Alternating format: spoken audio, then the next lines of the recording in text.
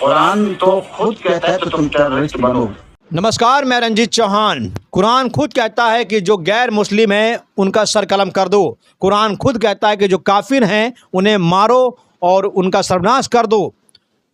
क्या कुरान में वाकई में ऐसा लिखा हुआ है?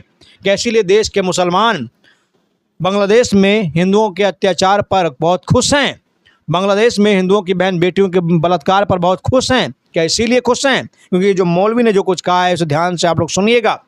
मौलवी ने बहुत बड़ी बात कही, कहा कुरान में लिखा हुआ है कि जो गैर मुस्लिम हैं वो जो गैर मुस्लिम हैं उन्हें मारना फ़क्र की बात है, उन्हें मारना अल्लाह की रहमत है।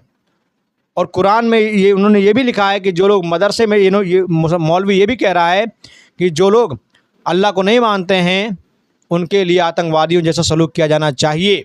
हम चाहते हैं पहले मौलवी का ये वीडियो सुनिए आप। कुरान तो खुद कहता है तो तुम टेररिस्ट बनो। अच्छा, बिल्कुल, कुरान तो हुक्म है। इंसाफ करें। इंसाफ नहीं, आप पढ़ो कुरान को। असल कौन सी आयत? अल्लाह के सुना आपने? कह रहा है कि कुरान का हुक्म है कि जो अल्लाह को नहीं मानते हैं उनके लिए टेररिस्ट बनो, उनके लिए आतंकवादी बनो। अगर कुरान में ऐसा लिखा हुआ है तो फिर कुरान को फॉलो करने वाले लोग क्यों नहीं आतंकवादी बनेंगे, क्यों नहीं हिंदुओं के साथ बर्बरता करेंगे? लेकिन मुझे समझ में नहीं आता है कि क्या कुरान ने जो है बांग्लादेशी, पाकिस्तानी, सीरिया, इराक के मुसलमान ही पढ़ते हैं? क्या सऊदी अरब, दुबई के मुसलमान नहीं पढ़ते हैं? लेकिन सऊदी और दुबई के मुसलमानों में ऐसी फितरत, ऐसी सोच कभी नहीं आती है जैसी बांग्लादेशियों में आती है, पाकिस्तानियों में आती है।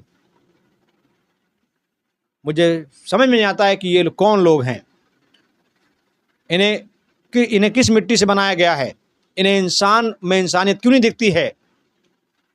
जब अल्लाह और श्री राम आपस में नहीं लड़ते हैं, मंदिर मस्जिद आपस में नहीं लड़ते हैं, तो फिर इन्हें मानने वाले लोग क्यों आपस में टकराते हैं, लड़ते हैं? मैं चाहता हूं कि आप लोग मेरी बातों पर अगर सहमत हैं तो अपनी राय जरूर दीजिए। बहुत बहुत धन्यवाद।